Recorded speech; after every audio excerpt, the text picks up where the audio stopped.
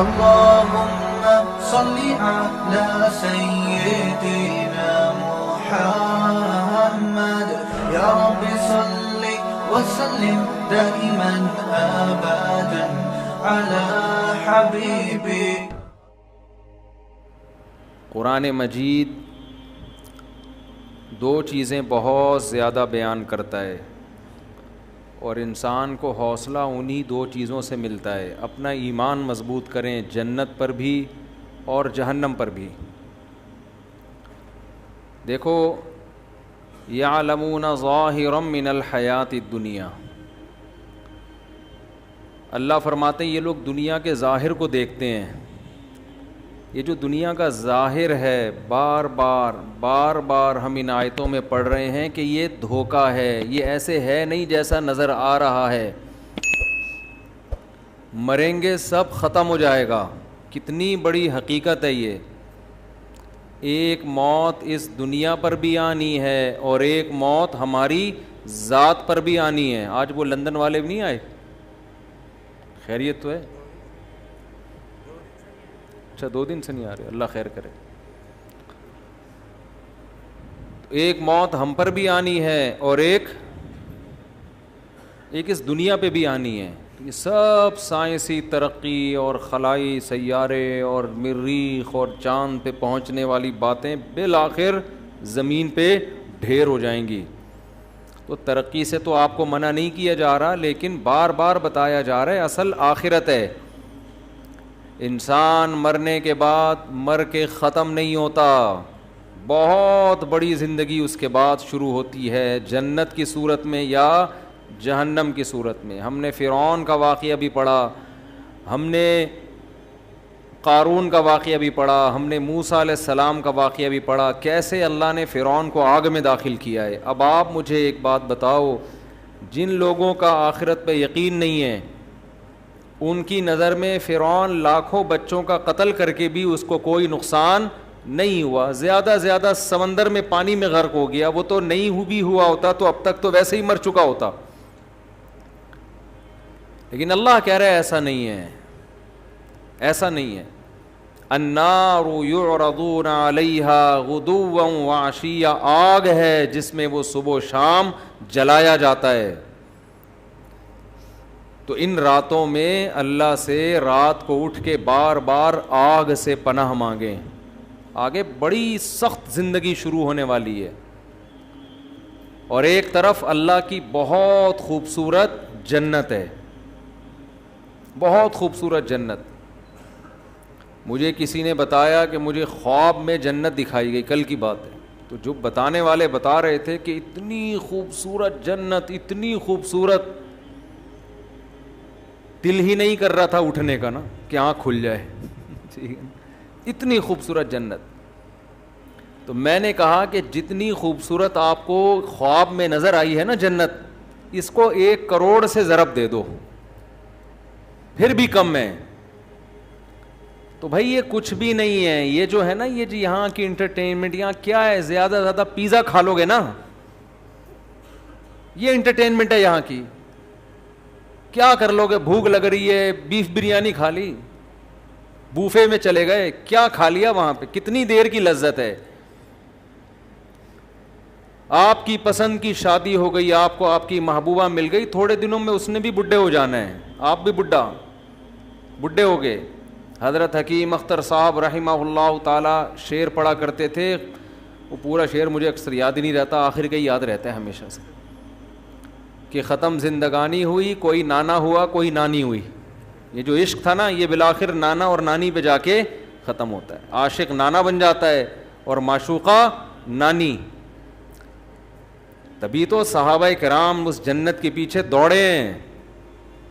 غزوہ احد میں صحابی گھمسان کی جنگ ہے، کھجور کھا رہے ہیں، پھر کہنے لگے یہ کھجور ختم ہونے کا زمانہ تو بہت طویل ہے اور جنت میرے بالکل سامنے، اتنا صبر نہیں ہوتا مجھ سے.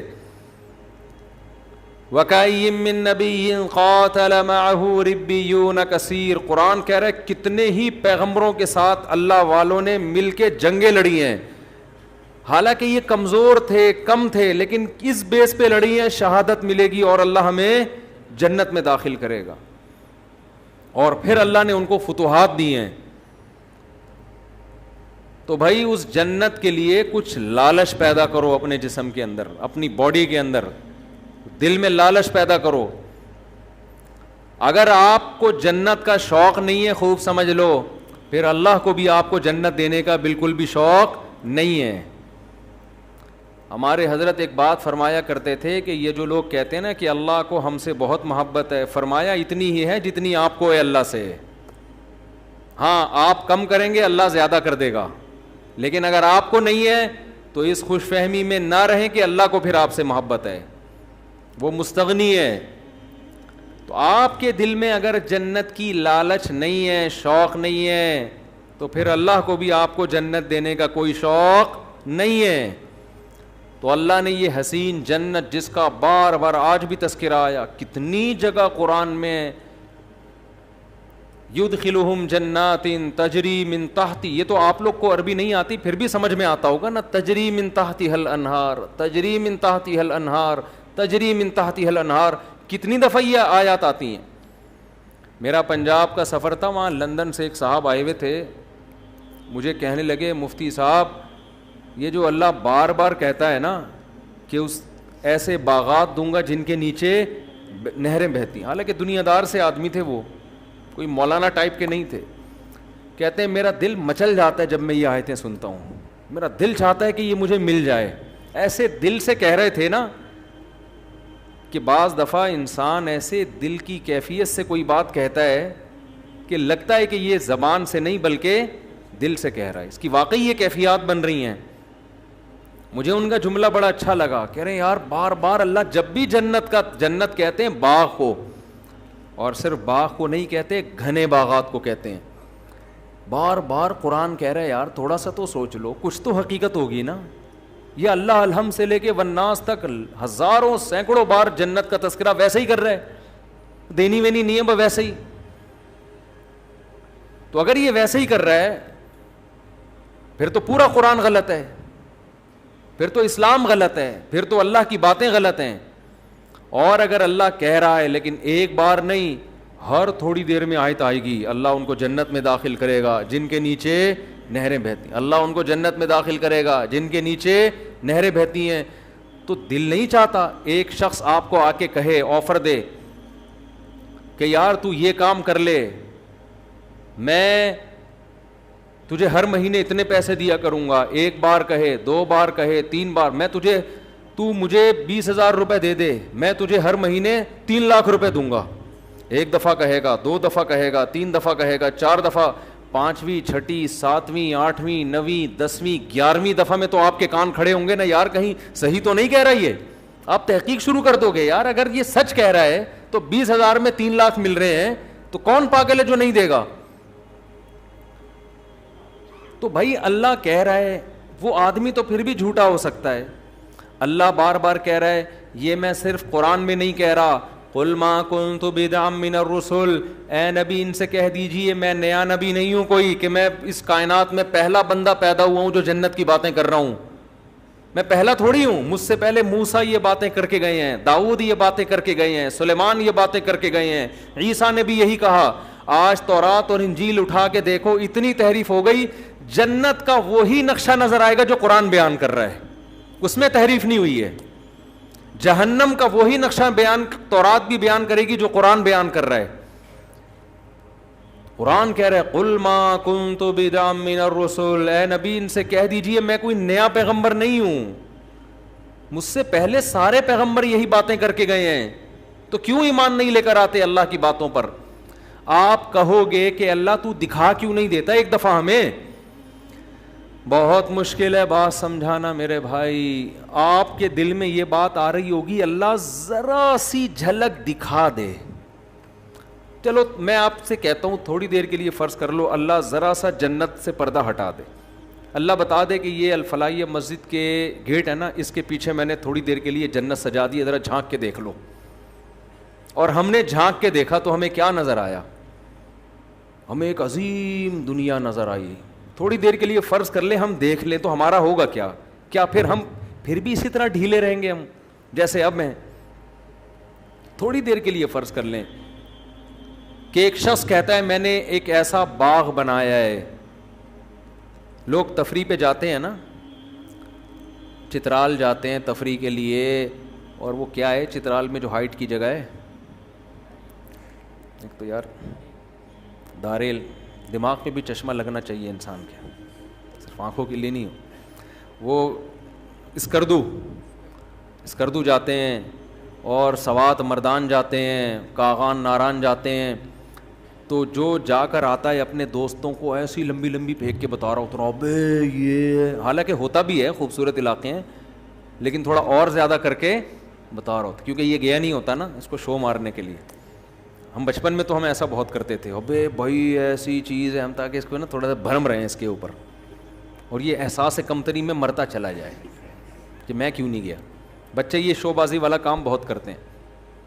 لیکن واقعی اب آپ ایسی جگہ سے گھوم پھر کر آئے, اب آپ اپنے دوست کے سامنے نقشہ کھینچ رہے ہو, یار میں ایسی جگہ گیا جہاں خوبصورت گھنے باغات تھے, جہاں بہترین, جہاں کے لوگ ایک الگ ہی قوم رہ رہی تھی وہاں پہ.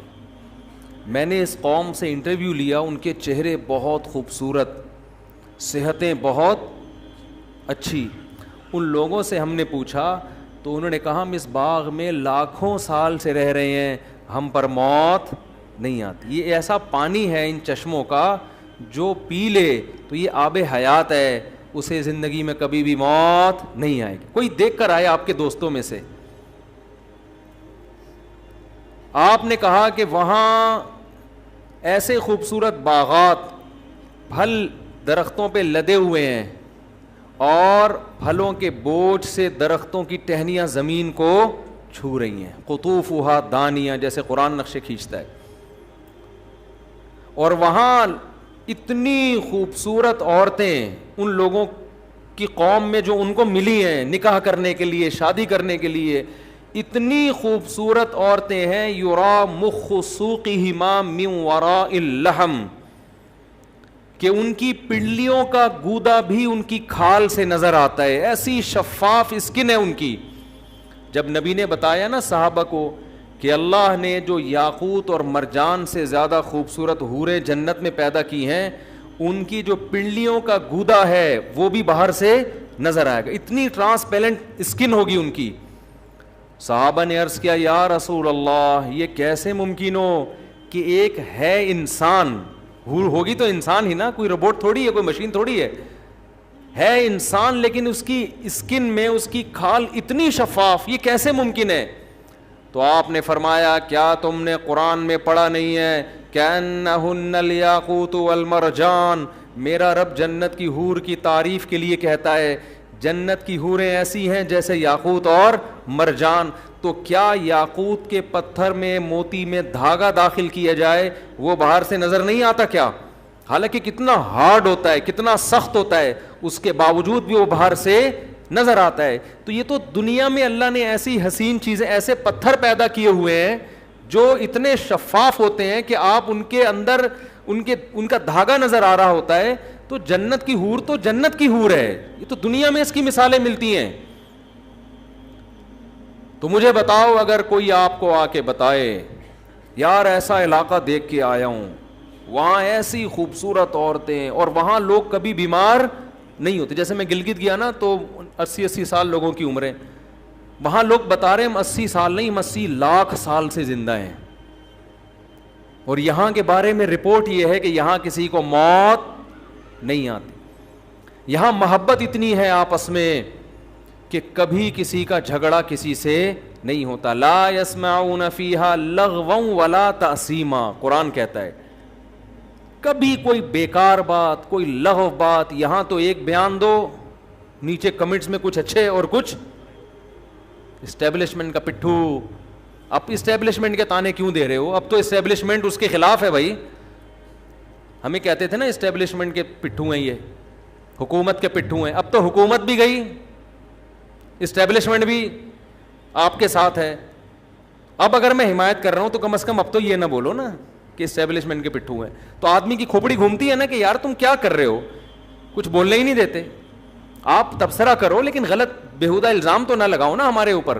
تو یہاں آدمی کی کھوپڑی گھومتی رہتی ہے اور پتلا ہوتا رہتا ہے. آج مجھے کوئی کہہ رہا تھا آپ اتنے باریک ہوتے جا رہے ہیں. میں نے کہا بھائی رمضان کا آخری عشرہ چل رہا ہے, اتنے آج بھی میرا عصر کے بعد بھی بیان تھا, افطار سے پہلے. پھر ہم تو افطاری میں 2 نوالے کھاتے ہیں, اس کے بعد تو ہمیں کھانے کا تراویح کے سے پہلے بیان, اب بیان کے بعد جا کے شاید کھا لوں, لیکن ابھی بیان کے بعد بھی پھر کہیں بیان ہے, پھر اس کے بعد کہیں بیان ہے. تو تھوڑے دنوں میں مفتی صاحب مارکیٹ سے کیا ہو جائیں گے, میرا کرتا اور شلوار نظر آئے گا آپ کو. یہاں پہ بیان ہو رہا ہوگا, آپ اس میں سے کنگھال کے نکالیں گے, مفتی صاحب کو نکالو, اتنے باریک ہو جائیں گے, باتیں 4 شادیوں کی, ٹھیک ہے نا, صرف جذبے رہ جائیں گے, صرف کیا رہ جائے گا, جذبہ. تو ابھی میں سوچ رہا ہوں عید کا چاند نظر آ کے تھوڑی ریکوری ہوگی انشاءاللہ, بیلنس ڈلوائیں گے نا اپنے اندر. ابھی تو بیلنس سارا آہستہ آہستہ کیا ہو رہا ہے, ختم ہو رہا ہے. تو بیلنس عید کے بعد تھوڑا ناقے کریں گے بیانات پہ, ہو سکتا ہے کہیں آؤٹنگ پہ نکل جائیں, کہیں کھا پی لیں جا کے کہیں کچھ. تو لیکن آدمی ہلکا پھلکا ہی اچھا لگتا ہے. جتنا دبلا ہوتا ہے نا آدمی, دیکھنے میں کمزور لگ رہا ہوتا ہے, حقیقت میں وہ اور صحیح ہو رہا ہوتا ہے. میرے تو رمضان میں زیادہ صحیح رہتا ہے آدمی, جتنا کم کھاؤ. روٹی تو کھاؤ ہی نہیں رمضان میں, بس لیمن کا جوس پیتے رہو بیٹھ کے, اس پہ فٹ رہو گے, اس پہ سیٹ ہو جاؤ. ایسا فٹ فاٹ ہو جاتا ہے نا آدمی, ہلکا پھلکا, صحت ٹائٹ ہو جاتی ہے. خیر, تو میں آپ سے عرض کر رہا تھا کہ یہاں ہم الٹی باتیں سنتے رہتے ہیں, دماغ پکتا رہتا ہے, ٹینشن میں جاتے رہتے ہیں. قرآن کہتا ہے لا یسمعون فیہا لغوا ولا تاثیما, کوئی لغو بات, کوئی ایسی بات کبھی سننے کو نہیں ملے گی جسے سن کے آپ کی کھوپڑی گھوم جائے کہ یار تیرا کیا بولت, دل کر رہا ہے تیرے رکھ کے ایک چماٹ لگاؤں میں. یہ ہوتا ہے نا یہاں پہ, سب محبت کی باتیں. جب ملیں گے سلام کے ساتھ ملاقات, وآخر دعواہم الحمد للہ رب العالمین. جب رخصت ہوں گے تمام تعریفیں اس اللہ کے لیے, منہ سے اچھی بات نکالیں گے لوگ, محبت ہوگی آپس میں, بازار لگیں گے, مارکیٹیں لگیں گی, خرید و فروخت کا اپنا انسان کا ایک نشہ ہے شاپنگ کرنے کا, تو چہرے رونق ہو جائیں گے. اب بتاؤ کوئی ایسی جگہ دیکھ کر آئے اور کوئی نقشہ کھینچے کہ یار میں ایسی جگہ دیکھ کر آیا ہوں جہاں ایسی خوبصورت عورتیں اور ایسے خوبصورت محلات ہیں, بے جوڑ موتی کے محلات, غرف مبنیۃ. اللہ کہتے ہیں بالا خانے ہوں گے جنت میں. بالا خانے کسے کہتے ہیں؟ گھر کے اوپر گھر, گھر کے اوپر گھر. علی سرر متقابلین, مجلسیں کیسے لگیں گی؟ تختوں پہ, شاہی تختوں پہ گاؤ تکیے لگا کر بیٹھے ہوں گے, بارونق چہروں کے ساتھ. اور اللہ نے کیا تعریف کی, کأنہن بیغ مکنون, فرمائے تمہیں جو عورتیں وہاں ملیں گی جن سے تمہارا نکاح ہوگا, بیغ مکنون, ان کے حسن کی اللہ کیسے مختلف انداز سے تعبیر کرتا ہے. کہیں اللہ کہتا ہے قاصرات الطرف عین, ایسی حیا. یہاں تو آپ بیگم سے اونچی آواز سے بات کریں, آگے سے اس سے زیادہ اسپیڈ سے جواب پارسل ہوگا. وہاں کیا قرآن کہہ رہا ہے کہ جو حور ہے جنت کی, قاصرات الطرف عین, بڑی بڑی آنکھوں والی. آئینہ, آئینہ کہتے ہیں بڑی آنکھوں والی, اور قاصرات الطرف, نظر کو جھکانے والی. اور قرآن کیا کہتا ہے, حور کسے کہتے ہیں عربی میں؟ حور کہتے ہیں سفید رنگت والی, حورا کہتے ہیں, اس کی جمع حور آتی ہے. اس کی آنکھوں کی سفیدی انتہائی سفید, اور اس کی جو آنکھوں کی سیاہی ہے, جو پتلی ہے, وہ انتہائی سیاہ. کیسے اللہ تعالیٰ اس کے حسن کا نقشہ کھینچتے ہیں.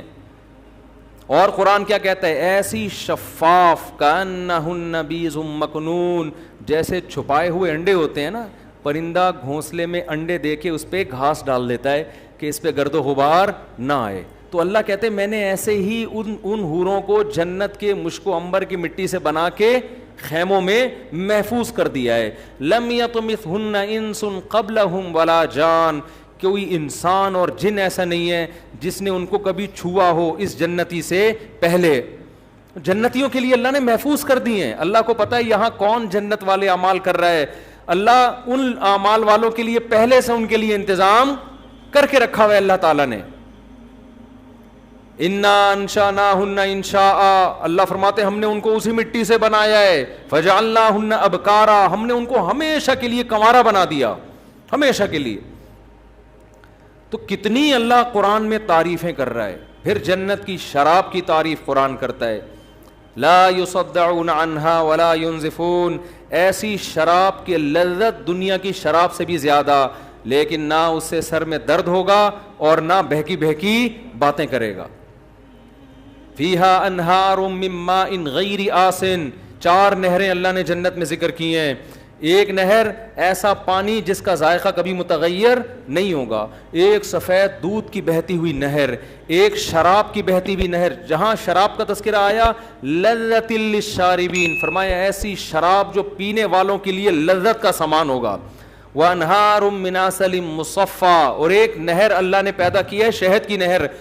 اللہ اپنی جنت کی بار بار بار بار بار بار, اور سورہ رحمان میں تو تعریفیں کر کے پھر بار بار یہ بھی کہتا ہے فَبِأَيِّ آلَاءِ رَبِّكُمَا تُكَذِّبَانِ, اپنے رب کی کون کون سی نعمتوں کو جھٹلاؤ گے.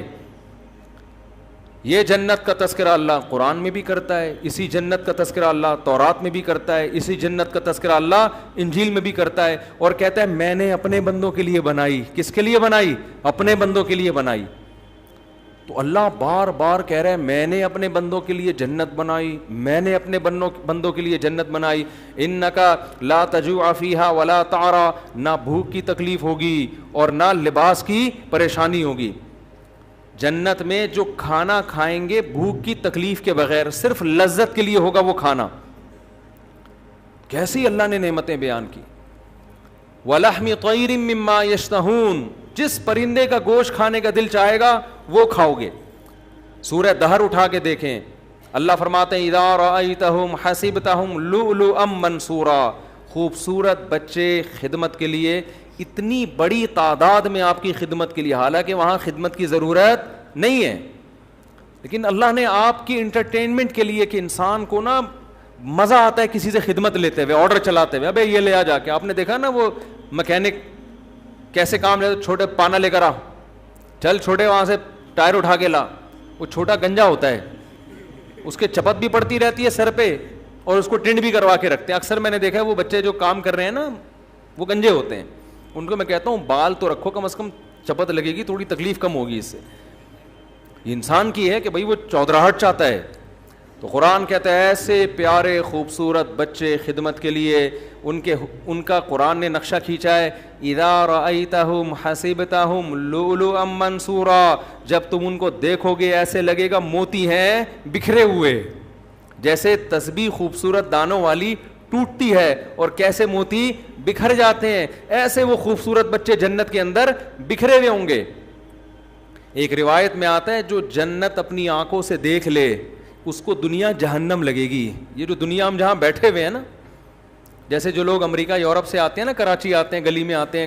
کل ایک صاحب مجھے کہنے لگے کہ میں کینیڈا جا رہا ہوں, 5 سال بعد میرا ارادہ ہے واپس پھر یہیں اسٹے کروں گا, میں بس 5 سال میں اتنا کما لوں گا پھر یہیں آؤں گا. میں نے کہا 5 سال کے بعد آپ یہاں آؤ گے مگر آپ کا یہاں دل نہیں لگے گا, کیونکہ آپ نے کینیڈا دیکھ لیا ہوگا, آپ کو یہاں گٹر کے ڈھکن ہضم ہی نہیں ہوں گے آپ کو یہاں, پھر یہاں ٹریفک, پھر گاڑیاں. تو میں نے کہا یا تو جاؤ نہیں, اسی گندگی میں گزارا کرو, کیونکہ اس گندگی میں بہت سی اچھائیاں بھی ہیں, مذہب محفوظ ہے یہاں پہ, سستائی ہے وغیرہ وغیرہ. بھی میں اس ٹاپک پہ نہیں جاتا, بہت سی خوبیاں ہیں. تو یہ گٹر کے ڈھکن وکن برداشت کر لو, آپ کا امیون سسٹم اتنا اچھا ہو جائے گا یہاں پہ رہ کے کہ کسی دن گٹر میں گر بھی گئے نا تو اگلے گٹر سے نکلو گے زندہ سلامت. ایسا سسٹم ہو جاتا ہے یہاں پہ, وہاں سے نکلنا بھی ضروری نہیں ہے. اگر آپ چلتے چلتے اگلے ڈھکن اور اگلے سے نکل جاؤ گے, کیونکہ ڈھکن وہاں بھی نہیں ہوگا, یعنی یہ بھی ٹینشن نہیں ہے کہ میں یہاں سے آگے چلا گیا, پیچھے سے پانی کا پریشر آیا, نکلوں گا کہاں سے, کوئی بات نہیں, اگلے ڈھکن سے نکل جاؤ آپ. تو